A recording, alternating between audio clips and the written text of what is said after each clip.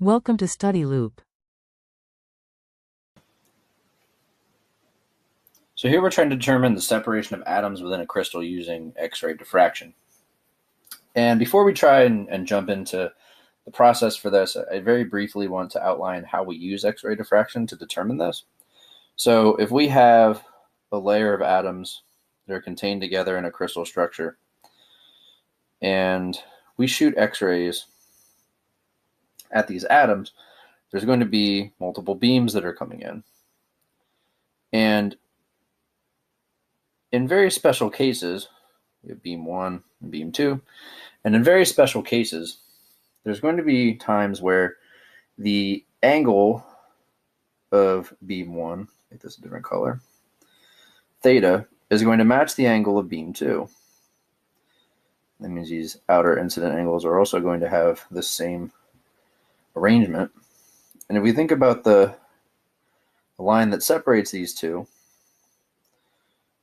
the refraction that passes through when it also has the same angle has this internal component that we refer to as A, denoted as A.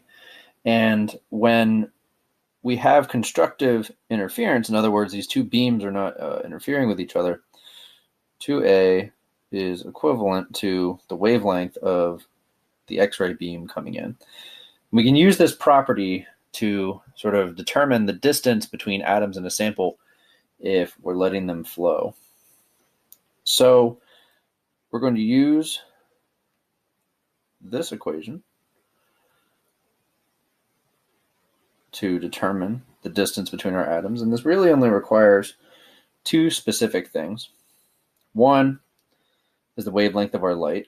They've told us in the problem that we're going to assume that n is 1.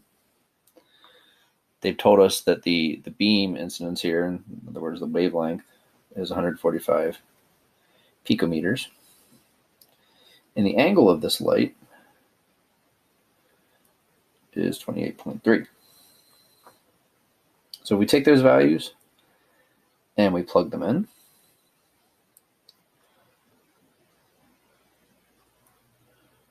Sine here is a geometric calculation that comes out of these angle differences that I have drawn out here to the left.